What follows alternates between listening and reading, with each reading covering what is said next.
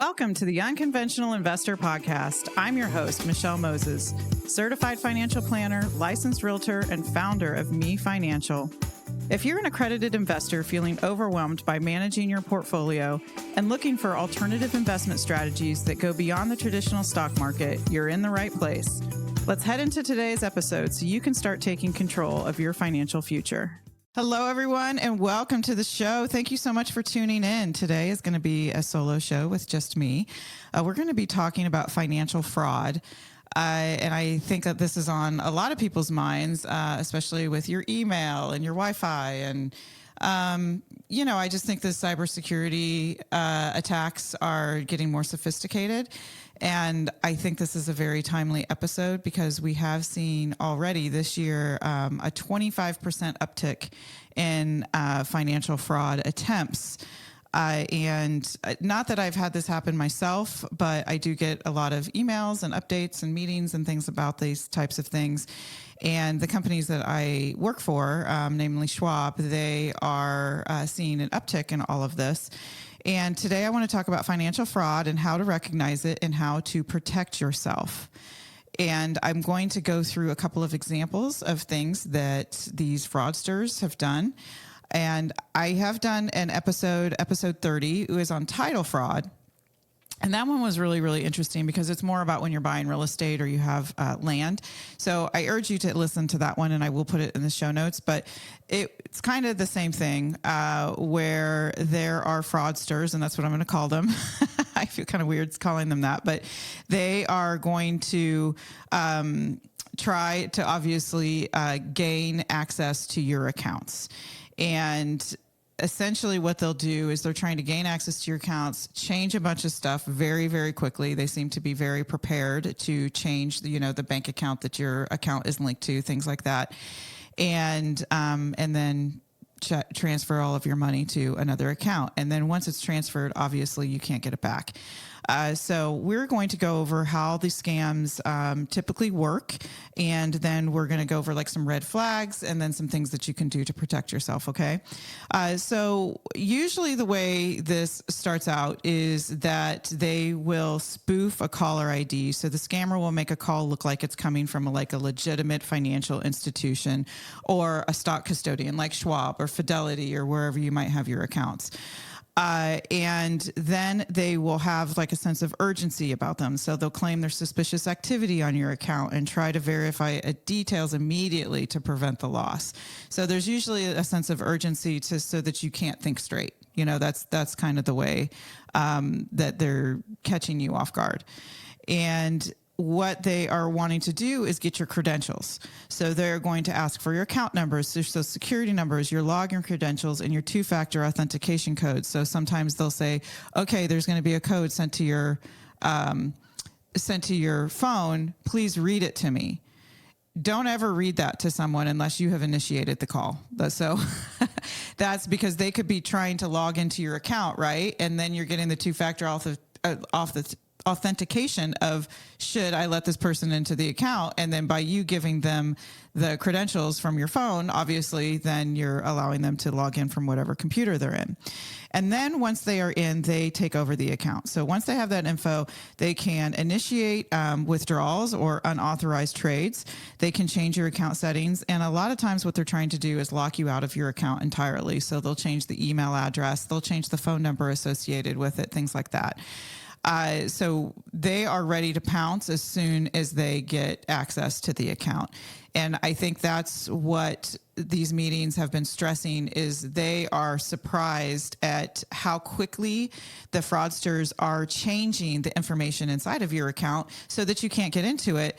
And that how poised they are, how ready they are to go immediately once they get in. So you don't even want to give them 5 minutes inside of your account. And I have also seen at these stories are from a meeting I was recently at, but then I was at a meeting like a year ago, and they were talking about how these fraudsters would gain access to people's Gmail account or whatever email, but usually it's Gmail. and they would be logged in at the same time. So like the client could also be getting these, be getting their email and think nothing was wrong, but then they had access to their Gmail account and they were sending emails from their actual Gmail account to the advisor or to Schwab, but normally to the advisor. And then they would be saying things like, hey, I want to take a withdrawal of $40,000. I want to redo my bathroom. And it's up to me as the advisor to say, we've never talked about you redoing your bathroom. And why are you wanting to change your bank account to another financial institution in order to make this trade?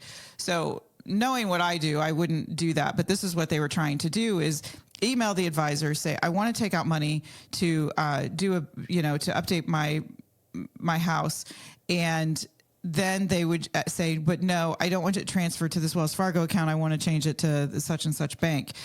And then I think the advisor would do it, or Schwab would do it, thinking that it was them. And so that's why you want to really lock down your Gmail and have all these two-factor authentications. I know that it's such a pain, but when it comes to being a victim of fraud, you would be happy that you had all this stuff in place. So essentially, those are kind of the stories about what they try to do is take over your accounts or get money out of them by tricking people. And so I think what you need to watch out for, so red flags that you need to watch out for are unsolicited calls from someone claiming to be from your brokerage or your custodian.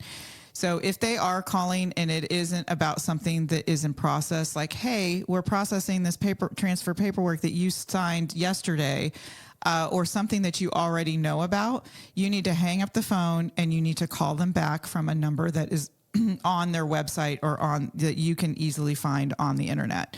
So if they call and have a sense of urgency, you need to call back and say, hey, what number can I call you back at? And then verify it online and then call them back and make sure that it's okay, because they are getting very sophisticated. Someone could know your name, your address, and they could also actually know your social, because we all know that a lot of this information is widely held out there on the dark web. And so you want to make sure that it is a situation that you already know about. And if you don't, hang up the phone and call the financial institution yourself.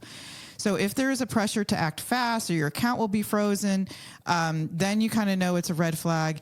And then another thing is spelling issues. And I'll tell you, I almost got caught with one of these. I have some crypto, and in the hubbub of about a year and a half ago, I was trying all these different accounts to test them out. And there was one called BlockFi, and it went under with the whole FTX scandal. And I had to go through, they were going through bankruptcy, and then I was waiting to get all my crypto back, and they were going to transfer it to a wallet. Well, come to find out that apparently the list of all the BlockFi, I think because bankruptcy proceedings, I didn't really do a lot of research, but bankruptcy proceedings are public. And so then my email kind of became public. And so I started getting these emails, and I almost clicked on one, like one looked so legitimate, and I watch out for these things. And I didn't click on the button. I actually went to the website because I already knew it. I was like, oh, well, let me log in and see what this was. And there was nothing in it. And so then I went back to the email, and of course I clicked on who it was from, and it said BlockFi and it had the picture. But then obviously when I clicked on the email, it was coming from like 24-Hour Fitness or something like that. So now whenever I get a financial email of any sort, I always look at what the email is.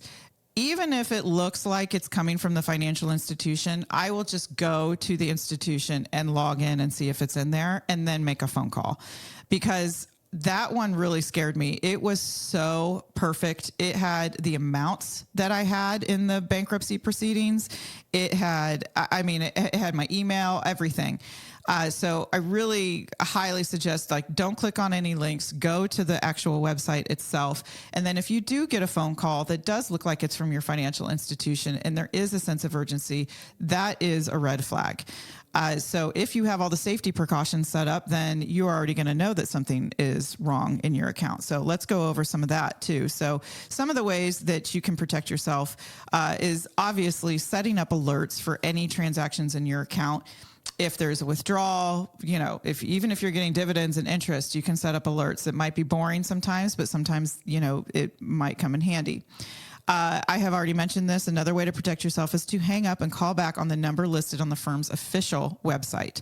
And I know this is super tricky, and a lot of older people are not into listening to podcasts. So if you have your mom or your dad or aunt or uncle that you think could be susceptible to this, I highly recommend that you at least talk to them about what they need to do, because I have seen some elderly people get very caught up in this urgency because they don't want to be ripped off. And so they do think that these institutions are calling them and saying, hey, we're trying to help you out. When really they're just trying to get all this information from them to harvest all of their information. And then once they have all that information, they could go to all of the major custodians and try, the same email address and say they lost the password and, that sort of thing. So you don't ever want to give them all those credentials. Enable your two-factor authentication and use a very strong password. Okay, we're past the days of using, I used to use the same word for everything. We are past the days of being able to do that. You need to have a very strong password with symbols and numbers, and especially for your financial things. And I even go as far as I have a separate email strictly for all of my financial accounts. So banks, crypto, anything that is sensitive, I have one separate email that isn't even a Gmail. And I use that specifically for financial things so that I know, if it's coming to this other Gmail account, it's not real. And that has helped it because this other Gmail account I have had for years and years, whereas this other one is newer, so it's not out there. So I would recommend maybe doing that too, so that you're basically creating like a box for your financials. So the email all goes there. Your two-factor authentication goes there. You can use your cell phone if you want, but I have seen things where they will port your cell phone and take it over. So that goes into a whole nother thing. You need to make sure that they can't move your cell phone. And there is a button that you can go in and log into Verizon or to T-Mobile or whoever you have, and click the button that basically says that your number cannot move to any other carrier, no matter what, unless you uncheck that box or that, they go through a whole system. It's kind of like putting a fraud alert on your credit. So anyway, back to ways to protect yourself. Don't share your personal or financial information over the phone unless you initiated the call using a verified number. So if they start asking for information, you're going to immediately hang up, look for another phone number, look for the phone number on the website, and then you can give your financial information if you know that you're calling that company. And then I think if you see any suspicious activity, you need to call your investment advisor, your custodian, things like that. It's really being vigilant, but you can circumvent a lot of this just by setting up the alerts and the two-factor authentication that is already available in your email and in all of your accounts. So you do want to make sure that you have those things set up. And then I have the Authenticator app. So, every single time I log in, I have to put in like a 6-digit code. Those really are a pain because sometimes you don't have your phone right there, or, things like that, but that really will lock it down. My only recommendation there is just because it happened to me is I switched phones and I didn't change my Authenticator app, and it took me months to gain access to a lot of things. And I actually lost access to my Instagram forever and I had to change. So, which isn't financial, but so if you do have an Authenticator app, make sure when you get a new phone that you transfer all that information over to your new phone. Otherwise you're going to be in a world of hurt. But it does create a lot of safety in your accounts. You can oftentimes click, remember this computer for 30 days, that sort of thing. But, I do think you need to be vigilant about all this financial fraud that is going on. And if you haven't set up the two-factor authentication or alerts on your account, maybe go into one and just do it slowly over time, or as you're in there. It is very important to do because once the money is gone from your account, there is not really anything that people can do. So please share this with your friends and your family. And I'm going to put this a lot in the show notes if people are not all about listening to this. And again, the other episode that I mentioned is episode 30, and it's about title fraud. And that is about people taking over the title of a house or a piece of land, or often a vacant house, and people not knowing it. And then once that's done and, they will resell the house, then there's not a way to actually get that real estate back. So I urge you to also listen to that one, because that one is really, really interesting. And if you have any questions, please feel free to reach out. I'm happy to help. And thank you so much for listening. If you have any topics or anything, I would love to hear that. Or if you would care to leave a review for the show, that would help me tremendously. And thank you so much for listening. I really have a good time with this. So have a great day, guys. Thanks. Thank you for listening to the Unconventional Investor Podcast. I hope you feel more confident in how you can grow your wealth using the strategies I shared in this episode. If you're ready to take the next step in diversifying your portfolio outside the stock market with alternative investments, head to mefinancial.net/contact us to book a 15-minute consult call with me.